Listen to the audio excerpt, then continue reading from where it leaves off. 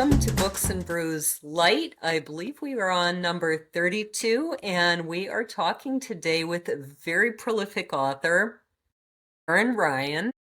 I thought it was funny. I think we met on LinkedIn, didn't we? Yeah, I had to check actually. Okay. I was like, where did I meet Laura again? Right, right. Mostly I meet people on Facebook, other authors, or I put out kind of an ad, do you want to be on the program? But I'm meeting more people on LinkedIn lately who are joining me on the program. And I thought it was kind of funny because a lot of authors I talk to are very impressed that I've got, I don't know, 15 whatever books it is out. And you're like, I've got 28, heading toward 30, right? Yeah, I I'm think. actually working on so it's number 27 is actually on hold.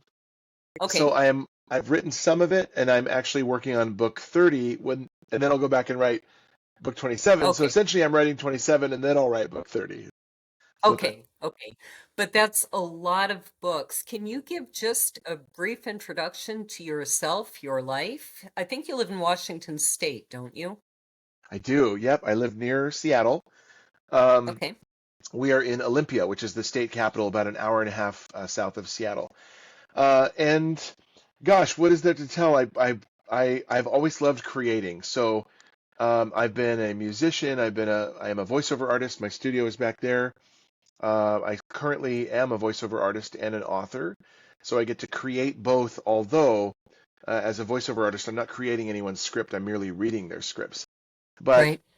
I've produced several music CDs over my lifetime. I've created hundreds of videos, for wedding clients and memorial Mhm. projects and commercial clients.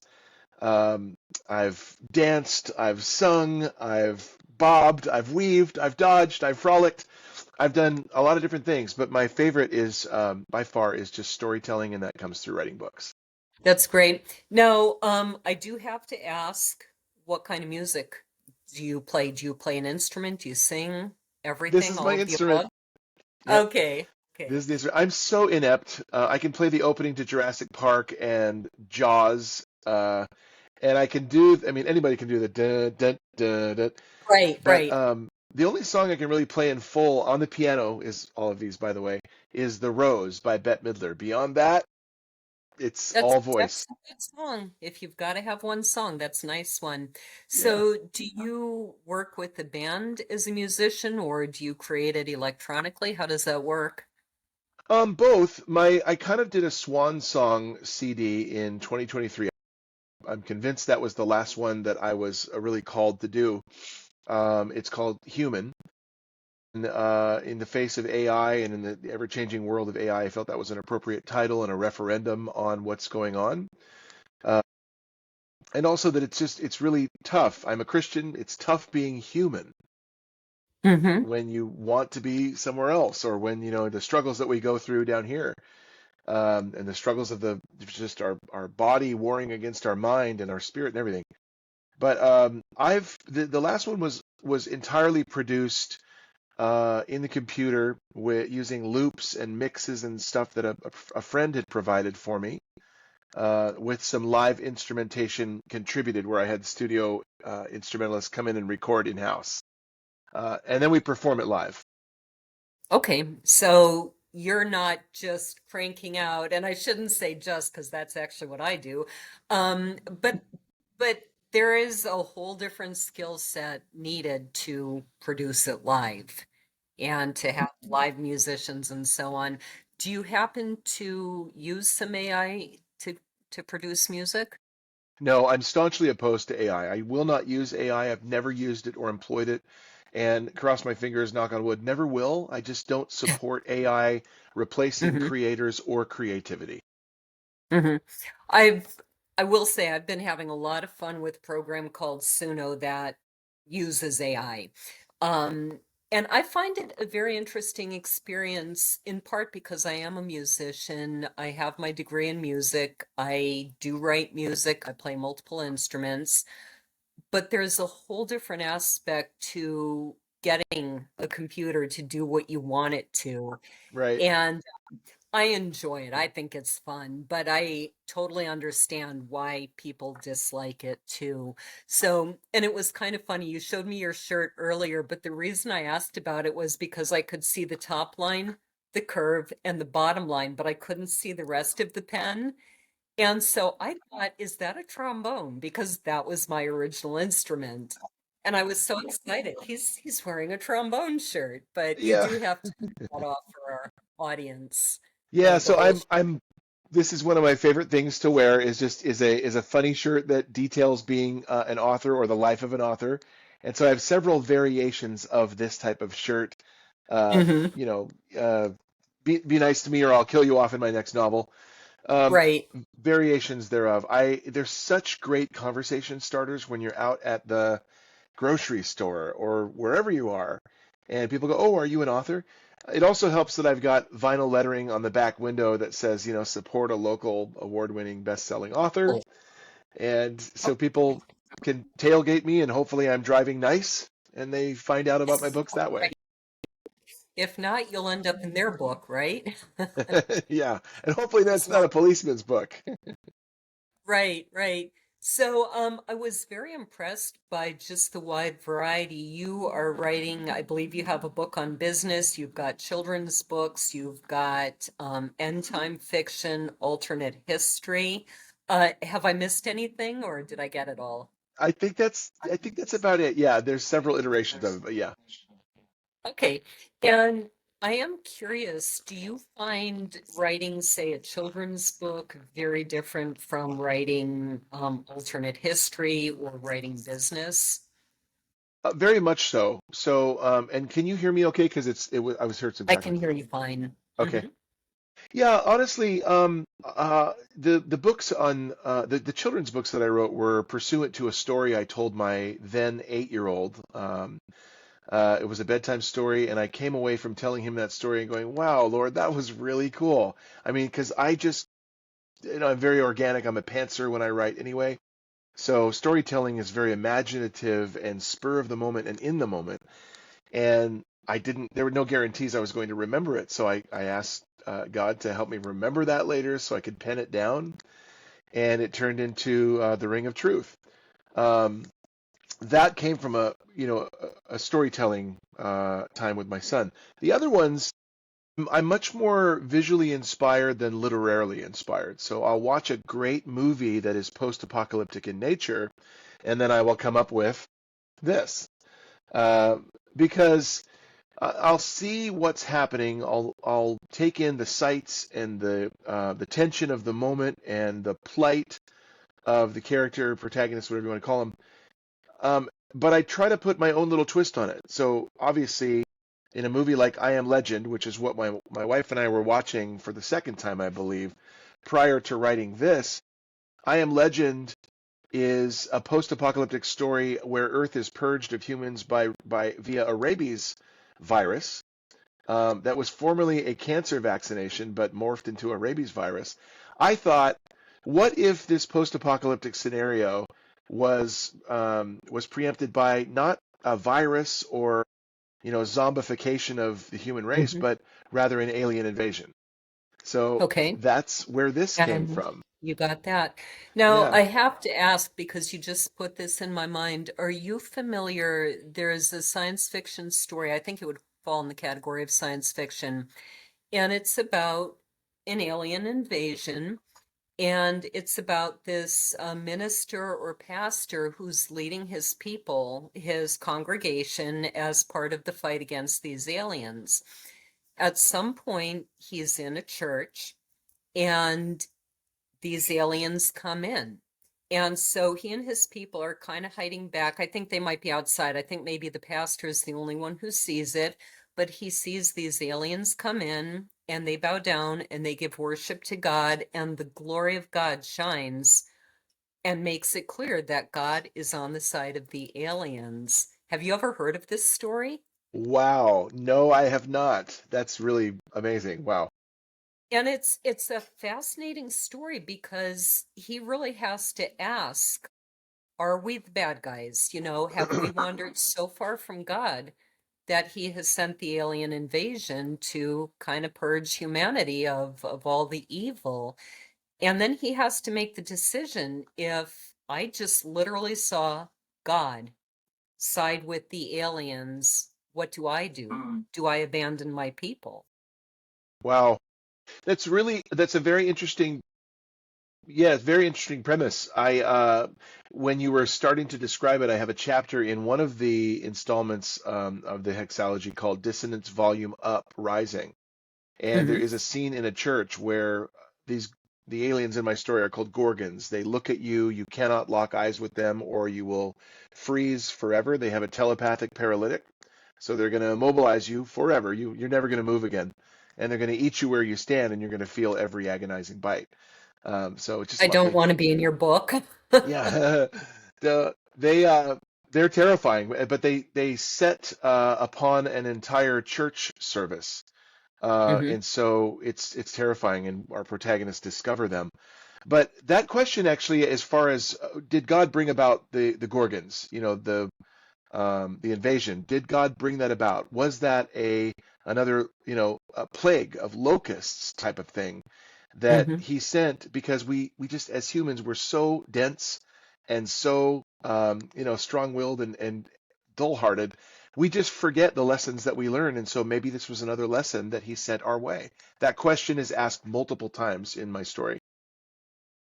And I think it's a good question for people to ponder, because it makes us look at ourselves, even just on a very personal level. And I think that's something this country needs a lot more of.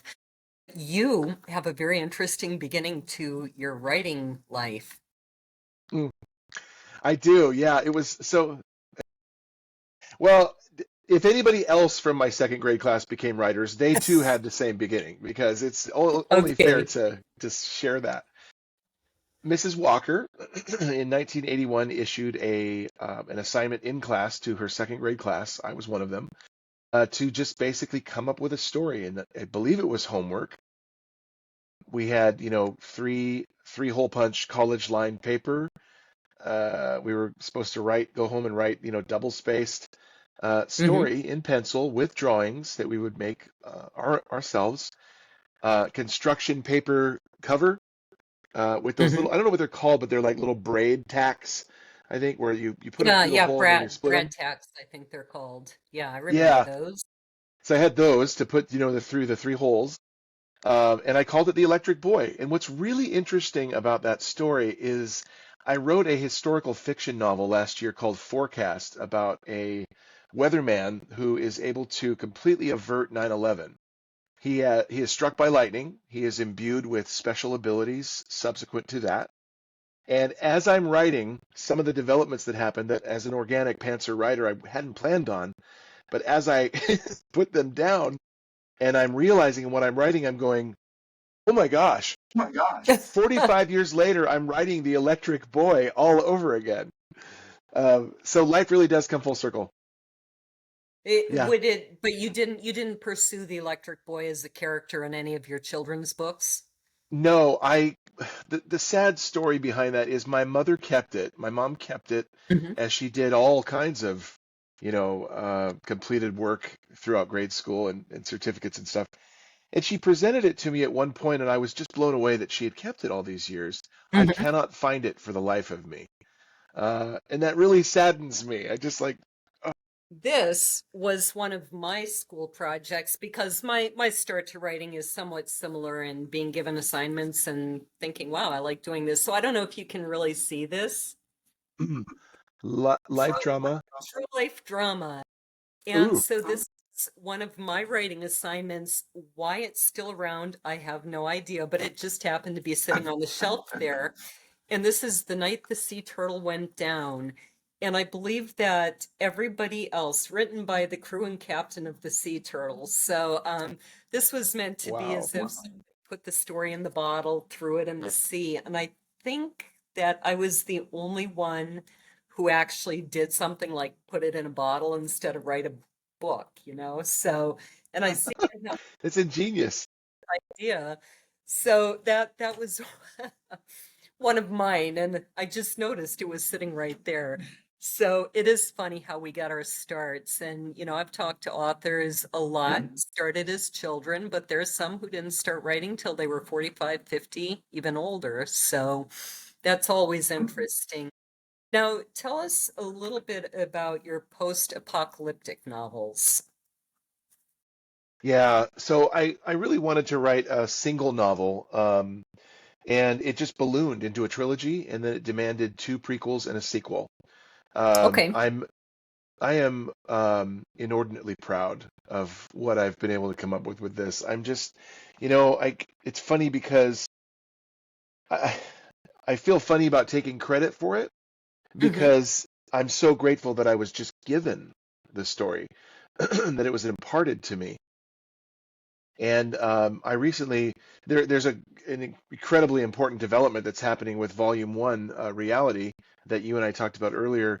And as such, it's really required me to go back and revisit the entire series again, start from where I started, Volume One, and then go through the sequel and then the prequels, the origin story, Hmm. because I need to know it, like the back of my hand, Hmm. should this development that we're going to talk about Right. come to light. But as I'm reading through it again, I'm going, you know what? This is such a great story. And I was so proud repeatedly, like, socking myself in the shoulder, so proud at how it turned out and what a robust, deep, wide, broad story it really truly is. Hmm. Yes, there's aliens. Granted, it's an alien invasion story. Yes, there are aliens. But the truer story behind it is that mankind is really always the worst enemy of mankind. And Hmm. so 16 years, this one starts 16 years after the invasion takes place. You would think by that time, after 85% of mankind and organic life has been killed off by the Gorgons, you would think we would be working together to try to kick them to the curb, right? Hmm. But we're still, putting ourselves forward. We're still throwing others under the bus. We're still looking out for number one. And it's really just demonstrates the capitalistic nature of society and Right. the opportunistic nature of Hmm. mankind. There's undercurrents of just a morality tale under it that I'm so proud Right. are there. Turned out Right. wonderfully. I think, and this reminds me of one of my favorite books. It's called The Feet Say Run by Dan Blum, and it addresses exactly that. It's the story of this roughly 85-year-old man who had, at the age of, I don't know, 16 or something, gone into the Wehrmacht, even though he had a Jewish girlfriend. And it's telling the story of his life. Every other chapter, one chapter is his current life as he ends up shipwrecked on an island. And then the chapters in between take us from the time he's 13 up to the present, why he did what he did, the pressures, the propaganda. But what I Wow. find very interesting about this book, what I've always loved about it that relates to yours, even on this island, I think there are seven survivors, and they're still arguing about is capitalism better or is communism better? They're, getting angry at each other about the dumbest things that don't matter. There are seven of you, you're caught on a desert island, and they, just like you said, they can't work together. It's human nature. I mean, I didn't write this book, nor did I intend to write any of the installments in this series as a referendum on the current political state or the mental state of America in 2024. But you could easily apply it to that, because we should be working together, even in the face of something like, coronavirus. You have and granted, everybody has a different opinion on it, but you have all Right, the holdouts saying that it's a plot, and you have other people saying, no, it's safe. And we just don't get along. We have such staunch, right. we run our own view up a flagpole and we salute it, and there we stay. That's a And it's good just way of hard. putting it. So I am curious. I don't think I fully realized that your alien invasion story is the post-apocalyptic story. So maybe that makes this a prepared question a little bit off, but how closely do you stick to Revelations for an end times sort of story? Yeah, so that's actually a different book. So Okay, the Dissonance series is alien invasion that happens in the years 2026 to 2045, is that one. okay. I'm working on a new saga, which I should have grabbed that one and brought that one in here as well. Um, But the end, Alpha, is the first installment, and that was published March 4th. That is set in the year 2113. It's also on Earth. A virus has swept through the planet and killed off 50% of the population. You have a deluded, very rich techno-trillionaire who has risen through the Senate. He has been elected president because he's charismatic, and people believe truly that he can heal the wounds of the world and bring people Hmm. together. And with all his technological prowess, um, solve problems and make things all better. And as it turns out, he has a very nefarious aim that no one saw coming. You wouldn't suspect him of anything. His name is Constantine Jedediah Goodfellow. Constantine means steadfast. Jedediah means loved of the Lord, and Goodfellow means good fellow. I mean, Right. so you wouldn't suspect it, but he basically takes on the moniker of Nero. He self appoints himself as emperor, and he begins the systematic eradication of Christians around the globe. Not Hmm. incarceration, nothing like that. Destroying them, killing them off. Hmm.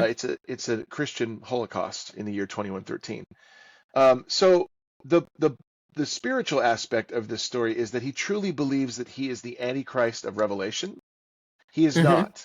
He is an Antichrist, but he is Okay. not the Antichrist of Revelation. However, some of the things that he's doing, he's simply trying to bring about the tribulation. He's trying to call out God and say, "Where's your God now?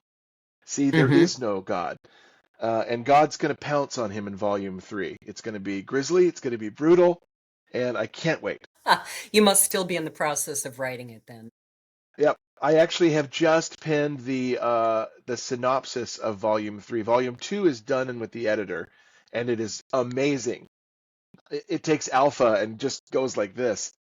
But man, Omicron is wonderful. I think Omega, the series finale, is just going to be out of this world amazing. Can't wait. Isn't that nice to be so excited? Yeah, it is. It's something to look forward to. It's kind of a meme, a joke that writers go through these. This is the greatest thing ever, and oh my gosh, what have I done? Do you go through those stages, or are you always this enthusiastic? Well, I think I learned a great lesson about enthusiasm a while ago, and people, it was an author. I don't remember her name, and I wish I did. She said, if you want to be a better marketer, stop marketing. Simply be an enthusiast. People Hmm. love to buy, they hate to be sold, they know when they're being marketed to. So just be enthusiastic, be an enthusiast about what you write. People will hitch their wagons to